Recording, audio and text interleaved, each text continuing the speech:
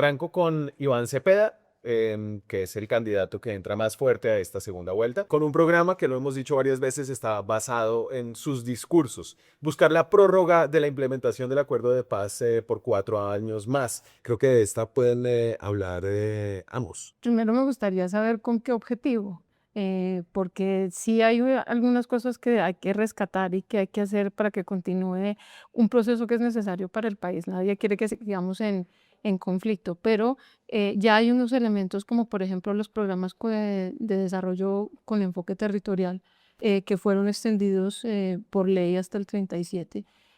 Y nosotros sí creemos en la perspectiva de CIPE, que es impulsar el rol del sector privado, que es a través de programas como los que prevé el acuerdo de paz, que se puede llegar al desarrollo de las regiones y a su estabilización. Pero la pregunta de fondo es extenderlo, con qué propósito y hacia dónde. ¿Y qué significa extenderlo exactamente, Javier? Pues extenderlo significaría que debe presentar un proyecto de ley incluso para poder extender muchas eh, de los instrumentos que tiene el acuerdo de paz para su cumplimiento. Pero en el fondo, Daniel, lo que nos tenemos que preguntar y nos preguntamos desde la Fundación IDEAS para la Paz es, básicamente, lo que dice el acuerdo de paz es el cumplimiento de la Constitución y la ley. Entonces, en el fondo, mucho de lo que está allí no es necesario extenderlo. Ya está, uno de los instrumentos más potentes que tenía el acuerdo de paz era precisamente los planes de desarrollo con enfoque territorial, los famosos PED, que ya están extendidos. Sí. Y mucho de lo demás, pues no habría necesidad de extenderlo porque son políticas públicas que el Estado puede emprender sin necesidad de que haya un acuerdo de por medio. Quizás con excepción de la JAC. Con excepción de la JEP, que Tiene un tiene un mandato, mandato Sí. específico, que sí. tiene fecha de caducidad Y que tiene una cláusula de extensión para ellos. al interior mismo, Sí. al interior mismo, que ahorita creo que vamos a hablar de ella. Pero de alguna manera, uno de los puntos centrales que uno debería estar discutiendo es ¿por qué el Estado colombiano se ha demorado tanto para hacer algo que debió haber hecho mucho antes, incluso del acuerdo de paz?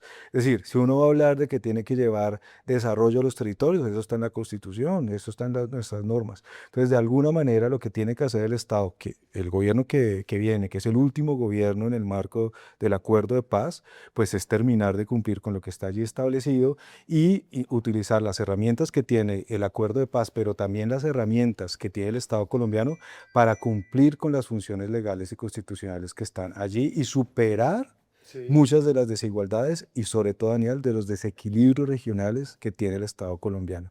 Y eso lo puede hacer con o sin las herramientas del acuerdo de paz.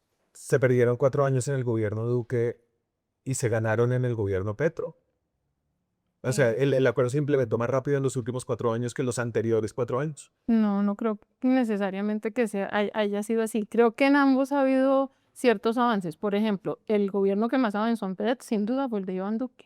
Y en este gobierno eso no ha avanzado tanto. En este ha habido más enfoque en los territorios que el que había en el gobierno de Iván Duque. Entonces creo que más bien deberíamos seguir así adelante. Claro que termina siendo como la discusión acerca un poco de un fetichismo legal de lo que es el acuerdo, que finalmente de todos los presidentes vienen e implementan lo que les interesa selectivamente, entonces no es muy claro qué impacto tendría realmente ampliar el acuerdo. No, yo creo que no es una buena idea y es innecesaria. Y una cosa, Daniel, el presidente Iván Duque sí trabajó en la implementación del acuerdo de paz, con limitaciones y con una visión de pronto estrecha, pero lo hizo y hay que reconocerle ese esfuerzo. Y el presidente Gustavo Petro también, con sus propias prioridades y sus propias insistencias, logró avanzar en el acuerdo de paz. Y el Instituto creo lo que nos dice es que hoy en día estamos más o menos en entre un 50 y un 51% de avance. Es decir, que falta mucho. Voy con otra propuesta de Iván Cepeda, diálogos sociales para desactivar conflictos, dice en este discurso. Por ello insistiré en medidas contundentes de protección colectiva en presencia efectiva de la fuerza pública, en alianza con las comunidades, bajo un enfoque de seguridad humana no militarista, porque la mayor seguridad se logra cuando hay paz, y en diálogos sociales que desactiven los conflictos locales antes de que escalen, Ángela. CIPE es un convencido del diálogo. De hecho, nosotros lo hemos auspiciado desde que se firmó el acuerdo de paz, con la presencia del sector privado, del sector público, pero yo sí creo que el diálogo tiene que ir más allá y es un medio, no es el fin. Y creo que cuando uno habla de diálogo no solo tiene que hablar del propósito, sino del cumplimiento del resultado del diálogo. Y yo creo que eso es lo que nos ha pesado tanto. Cuando uno mira el tema de los PEDETs, por ejemplo, en el gobierno de Iván Duque, fue el diálogo más impresionante que identificó 34.000 propuestas pedidas por las comunidades de esto quiero aquí, esto quiero allá. Había cosas muy grandes, muy pequeñas, pero si no se cumplen, ¿cómo le puede uno pedir a una comunidad que vuelva y se siente a una mesa si no hay resultado? Entonces creo que suena muy bonito hablar de diálogo, pero si no va a ser para cumplir lo que llegue a las mesas, si eso no Sí. está orientado a un resultado, no va a ser efectivo. De acuerdo con Ángela, el diálogo social siempre es una herramienta útil, necesaria del Estado colombiano, de las instituciones para lograr abordar problemas territoriales y conflictividades territoriales, pero es absolutamente insuficiente y cada vez está más desgastada por lo que está diciendo Ángela.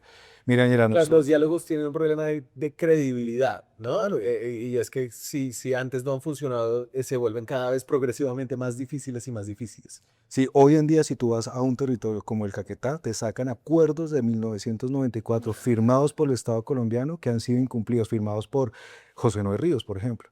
O te están sacando acuerdos que firmé yo cuando trabajaba en el gobierno del 2016. Es decir, que llevamos una serie de incumplimientos a partir de instrumentos como el diálogo, de sentarnos a la mesa con las comunidades campesinas, con las comunidades indígenas, con las comunidades afro, con el sector privado, con muchos actores en los territorios, pero mucho de lo que se acuerda en esos diálogos no se cumple. Y no se cumple porque tenemos, primero, medidas maximalistas para lograr desactivar los diálogos, que Sí. luego el Estado es imposible de cumplir fiscal y políticamente. Me voy para un planeta distinto.